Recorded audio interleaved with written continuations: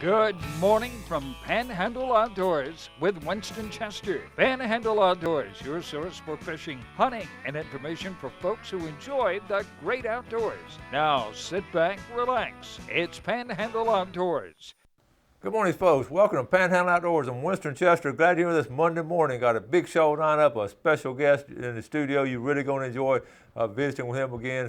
But first, let's get started with our weather brought to us by Haney Technical Center at the corner of Baldwin and Highway 77. We're looking for a pretty day today. It's going to be 81, a high and a low of 69. And again, that water temperature is 76 degrees. It sort of went up really fast and said leveled off, but 76 is a good, healthy degrees right now this time of year. On Monday, we always like to look at our Monday moon forecast. Right now, we're in the waning stages of it. We're going to have a new moon coming on the 7th of this month. It's hard to believe it's May, folks. So looking on the chart there, the full moon is going to be around the 24th and 25th of May. And the May full moon, we'll talk about it all month about how important that is to these avid fishermen, these fishing that May full moon. Okay, tide chart brought to us by Kent Forest Lawn Funeral Home and Cemetery. Today is Monday, May the 2nd, and we're looking at some really strong tides that we're getting off of, and a really strong tide for this weekend on the 7th. It's going to be, Friday and Saturday really strong. But in the next couple of days will be some neap tides, and we're going to have a low tide coming in at 8:10, and then a higher coming on in about 4:30 this afternoon. So anyway, but this weekend tide is going to be really strong. And let's go ahead, and that's about all we have on the weather on Monday morning. Let's go ahead and take our break. We'll be back with our guest. All right, welcome back, and welcome to a familiar face. Good morning. Good morning, Winston. I think this seat looks familiar. Stan Kirkland, he's not, I can't say FWC information officer. He's finished, he's retired. He's living the life of the leisurely retired man. And, I don't know about leisurely, but anyway. We're talking about a lot of things, and let's just, this first segment, let's tell folks what all you've been up to and what's going on. Oh, Winston, it's been good to be retired, to do the things, after a long career with FWC, and I will say this, FWC's in good hands. There's some very good people that work there, and Becca, the Becca Nelson, the lady that young lady that took over the job after I left, she's doing a fine job, and she'll be fine. But I've enjoyed retirement, though. I really have. I see all these things going on, like bear season and all of that. You don't miss that. And I say, like, oh my gosh. But I still have people that call me. I have them send me photos. What is this snake? Do I need to be scared? All of this kind of stuff. People call. Well, I was out in the driveway the other day, and a guy pulls up and he said, "Come here." And I said, yeah, walked over and he said, can you tell me when turkey season is? And it's just stuff like that all the time. And I'm like, I want to get a sign that says I'm retired. I'm retired. Call this number. Yeah, call this number, BR549. But anyway, I've enjoyed it, and I don't mind, people still asking questions, but I direct them to FWC. But anyway. I know you enjoy wade fishing and all and doing that. I know turkey season wrapped up, so had a great turkey season. I killed. Well, I started off pretty slow. I was listening at birds, and they were humiliating me and leaving. But I think it was the third week of the season. A friend told me invited me to come over to his place in Wakulla County. That's a long drive. Especially when you leave Lynn Haven. But I went over to his place, and the funny thing was he told me, he said, now these birds are my wife's pets now, and I said, well, okay. I said, isn't there one bird your wife doesn't like?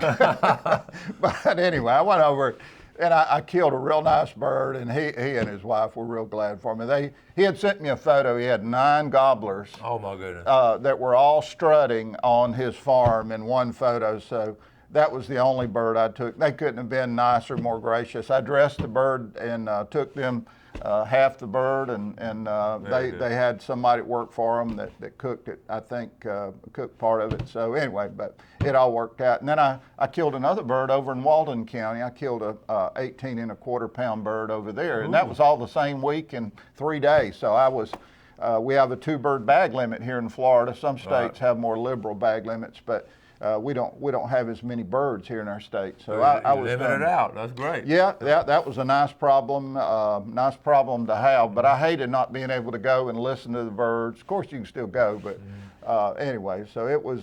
But you know, the one thing I've enjoyed about retirement, Winston, is being able to help people.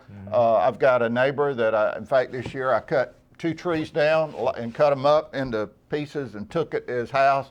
You know, it's just things that you can do for neighbors, help other people. Went with Derek Fussell on a hunt for a disabled young man up in Alabama, and I was the cook, the bottle washer, the one to make sure everybody took their boots off when they came in the door because we were in somebody else's place, and but things like that, and so it's nice to be able to do that, fish, you know. Well, stuff yeah, like you've been that. able to do some fishing. I have been. I haven't had as much success so far as I've talked to some friends that are already catching a lot of fish, but I went last week, and the day I decided to go, it was blowing about 15 knots out of the southeast. And when Crooked Island is white capping, and you've got a barrier island on one side and the mainland, you know, on the other, you know that it's whipping. And I found plenty of bait. The bay's warming up. I know you talk about the water temperature, but if you use a cast net, catch your bait, or if you fish lures, artificials, it's a good time to go. And plus, you know, you mentioned with the full moon coming up. Yeah, it's a good situation. Okay, we're going to take a quick break and be right back with Stan. All right, welcome back with our fellow outdoorsman, Stan Kirkland. I guess that's a good title for you now, just Outdoorsman Stan. There you go. There you go. So, they were, I've enjoyed being able to hunt, fish, do things outdoors, and. Well, one of the things in doing it so much of it over the years, all these years, a lifetime of experience from a kid on up, you've run across some good products and different things that's helped you as an outdoorsman. I'll tell you, Winston, so one of the greatest inventions of this century is this thing right here, and it's called a thermocell. It's made by a company out of Bedford, Massachusetts. The first time I ever went with anybody, and they had a thermocell, and they pulled it out, and I was getting ready to spray down with bug repellent, and he said, "No, just let me turn on the thermocell." And I said, "What's thermocell?" And I thought it was like snake oil. And but I'll tell you, when he turned it on, we were out off Highway 22. It had been raining. There were tons of mosquitoes, and within a couple of minutes, I mean, this product works as advertised. They're not paying me to say this, but I've got 2 of them. I've got the original one I bought about 14 or 15 years ago, and it still works. And this one, which is camouflage, which I take now. They come with, they are operated by a little butane cylinder that lasts 12 hours. There's butane in there. You can buy these kits at any of your stores, your Walmarts, your Bass Pro Shops, Cabela's of the world. And they got a little wafer in there, and that's got the insect repellent. And it lasts, the old ones, they lasted 4 hours. Now they last 12 hours. So when you put a cartridge, a butane cartridge in there, and you sit down, you turn it on, and it keeps mosquitoes away for 12 hours. And it covers the area about 15 by 15 feet. The product they've come out with now, though, which and I've had one of these. I gave the one I had to my son-in-law and daughter because they love being outside. But this is a brand new one. This is the thermocell lantern. It's got an LED light. It's got 4 settings. Again, it's got the wafer. It not only is a light, and it's very lightweight. But it also has the mosquito repellent function too. The one thing I like about them is you can take them, you can put them on your back porch, if you're sitting outside on a balcony railing. They're safe. You don't have to worry about something flammable being spilled, starting a fire, burning somebody. People swear by them, and I've been out. They're incredible. People on them. They really are. They are, and they've got you can put them if you like to go camping. You can put them inside a bag if you're backpacking in an area like here in Florida or South Georgia, Alabama. They're ideal though. They're very lightweight, and you can put them in a bag. But I'm telling you, I've told everybody. With a company that I know when I see them at like CEOPA, I said, man, y'all have got one of the most incredible products, and I mean it. It's amazing. The other thing I was going to mention, Winston, is this is something that you need to, if you don't have, you need to purchase this. We live in a country that has tons of ticks, Right. and that's not a pleasant subject to talk about. But you know, ticks carry a variety of diseases. They can, in fact, a couple of months ago, Ken Paramore, Rodney Friend, myself, we went up and helped FWC as volunteers, and I ended up with a tick on me that's got on me and stayed on me for days before I actually knew it was there. And I ended up having to go through all kind of antibiotic treatments. Physician told me, you know, it was better to be treated because of some of the diseases they carry. But if you want to avoid that, this product is called Sawyer's. The first time I ever heard about it, I was on a turkey hunt in Central Florida. There was 3 of us, and 2 of us got ticks all over us. The one guy didn't, and he had sprayed, he knew about this product. Okay. And he had sprayed his clothing. Now it's got permethrin, so you don't put it directly on your skin. What you do is you spray like blue jeans, any pants you would work outdoors, camo clothing, and they say that it lasts through 6 washings, a washing cycle. So I spray mine, be honest with you, I spray mine after every time. If I when I wash my outdoor clothing like my camo and all, I'll spray it down. But it also comes in an aerosol can. And in fact, this is some that I bought and used this season. Well, I haven't used any of that, but I'm going to start using it because you're right. You get out in the woods, especially, you don't have to be hunting or fishing, just walking in the woods or cutting firewood. Or spray your boots, put it, and even socks. Just don't put the liquid on your skin, but the little seed ticks, chiggers, it'll even keep chiggers off of you. And around here, you know how chiggers can ruin a party. And ticks, like I said, they'll carry some diseases now. Oh yeah, people I know. Really have gotten sick. And I called my son. I told him, you know, our son is a physician. I called and told him, and he said. He started rattling off all the diseases that they carry, and I said, well, thank you for that. I'm glad I called you. And so then I called, but he's in another part of the country. But anyway. So. But now you're going to get him back this way pretty soon. Oh, right? yeah. Actually, our son, Brandon, the oldest, in fact, he went through you're I won't say to blame, but you're the credit for him being. Yeah. For being a doctor. Yeah, for being a doctor. He loved your outdoor program, and when he was, he actually made a bookcase that it is in his house in Salt Lake City in your outdoor education class. But he's fixing to move back to Atlanta and be at Emory in their heart program. So this is the next part of his training. So he'll be there. What a great place to be at Emory. Oh, I know. So. It's kind of nice having so y'all going out and move them back? Like I know y'all moved them out there. Actually, were you haul the way out there? We rented a big Penske truck and moved him, helped him move 3 years ago because it was so costly to have him move commercially. Yeah. But we did it ourselves, and then we're going to move him back, and that'll be in late June. So we're going to get him back to this side of the Mississippi River. Well, good. And tell him when he gets back down here close to home. Now we want him to come on the show as an Outdoors alumni, and also we'll talk about some outdoor stuff and about ticks and all kind of stuff that he can talk about. Yeah, he was telling me some interesting things about I asked him one day. I said, what are the 2 things that you see in that part of the country out in Utah, because he's a critical care physician there with the hospital. Yeah. And he said, well, 2 things. One is, he said, a lot of children out here are hurt on ATVs. And he said that, and it's just ingrained in the culture that a lot of people use ATVs. They have multiple ATVs, and they let kids that really aren't big enough get on them, and they get, roll them and get hurt. Yeah. But the other thing was, he said they get hurt mutton busting. And I said, what?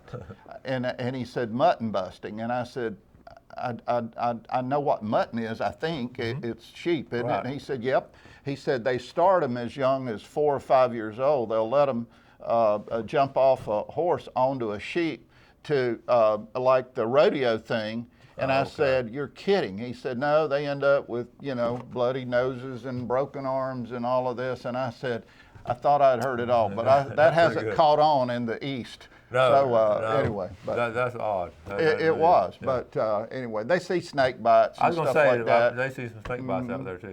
But yep, they see all kind of snake bites and things Okay. like that. All right, we're going to take our final break and be right back with Stan. All right, welcome back to our final segment here with Stan Kirkland. Let's see our fishing game times first, brought to us by Barron's Barbecue Shrimp Marinade. We're looking at 8:58 to 10:58 this morning and 9:25 to 11:25 tonight. And also, don't forget, tomorrow night, Tuesday night at Watson's Landing Marina and Dry Storage, one of our big sponsors here. Mark and Michael Calvert will be putting on the Gulf Coast Sportsman Seminar Series, Fish Smarter, Not Harder, okay? And call that number 237-9206. They're going to have grilled hamburgers, hot dogs, and all. We talked about it last week, and that's going to be tomorrow night now.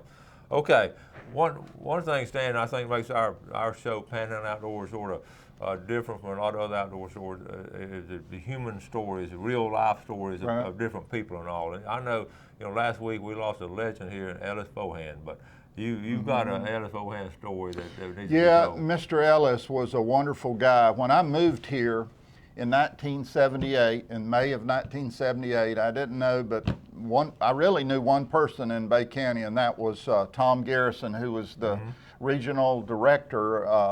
They called him regional manager then of Game and Fish, and he's the one I had talked to about coming over to Panama City and working. And when I got here, I was making, I think I was making $9,000 a year. You can starve to death on that. And I told Tom, I said, I've got to rent somewhere, and I don't have any furniture. I said, do you know anybody that, and he said, I want you to go see a friend of mine. He said his name's Ellis Fohan.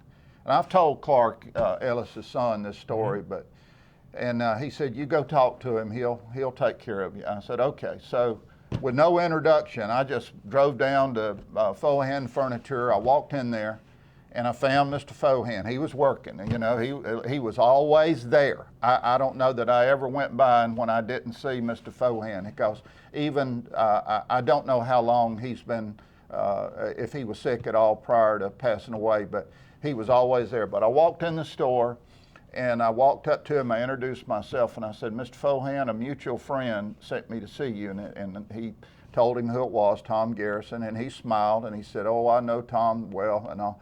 And I said, Mr. Fohan, I said, I need to buy some furniture. I said, I don't have any money, though. I said, now, I want to buy the furniture, and I'll pay you on time. And I said, I won't miss a payment, but would you sell me some furniture? And he kind of backed up, and he looked at me and said, well, I don't think I've ever had anybody walk in here and tell me they want furniture, but they don't have any money. But anyway, he was wonderful. He was a prince of a guy. I know I went to him a year and a half ago. He was 100 years old, and I've talked to him a time or two since then, but I went to him and I said, Mr. Fohan, we need a favor. And I asked him about us being able to use his building up here. He's got a place up on Econfina Creek, and anyway, so we had a wonderful conversation, and anyway, but he was just a prince of a guy. If you didn't know Mr. Fohan, you missed a treat. Yeah, well, wonderful guy, wonderful. 102 years old, and he worked all the time, but he enjoyed. He loved doing that, and he loved helping people. If you can imagine, I believe he was born in 1914, so he has seen some changes. You know, that in that this was country. In 1913 was the first time the automobile ever came to Bay County. So he was here, almost here as a baby when the first automobile came. And you imagine, and saw the plane, development of the planes and all. And wow, yeah, that's amazing. But he was a prince of a person, and we're all going to miss Mr. Fohan. Yeah. Okay, now getting back to some of the things what you have planned now. We've got summer coming up, and of course, I guess everything is just vacation to you. Every day's a vacation day. What kind of outdoor activities you got coming? Well, I don't know about every day's a vacation day, but anyway. You got some honeydews in there, don't you? Oh yeah. Well, painting the house, all that, you can get caught up on that in a hurry and taking wallpaper off and all that. I almost lost my mind doing that. But anyway, I got to get out of it. That's something Gail has mentioned for me doing, taking wallpaper You'll off. have plenty of time because you're retiring and every day's a vacation day. I'm going to remind you of that. I don't really want to get into taking wallpaper off. It's easier to move. Just sell your house and move. I'm convinced of that. I said, why don't you just put a sheetrock on top of the wallpaper? People do that, believe it or not. They do that. They do that. There you go, anyway, no, but you can take it off. But after the show, I'll give you some hints on what you need to do. That's not my idea and dream of retirement. Oh, no. But go ahead and tell us, what do you have planned to go? Winston, just the things that I've been doing, been able to travel some. We've been, took our grandkids, just went with them and spent a few days down at Disney World. And like I say, we got a trip coming up. We're going out to Salt Lake City. Last fall, went out there, actually went out in August. We were there actually the day that Officer Dave Brady was shot down here on St. Andrew Bay. Yes. And I was standing on a mountain northwest of Salt Lake City called Antelope Mountain, standing there. It's a state park. And that's when I got the first call that Dave had been injured. And thankfully, Dave was okay. But that was being able to take trips like that and do a few things, is just a great. It's just a great thing. Pam and I have really enjoyed that. And so actually we went to one place while we were out there, and the hummingbirds were migrating from the Canadian provinces on the northwest and into the northern United States. They were migrating through the area, and we're on a mountain, and it was a field of about 10 acres covered in flowers. Yeah. And the hum of the hummingbirds, there were literally thousands of hummingbirds that were feeding, but they would end up in Mexico, we were told.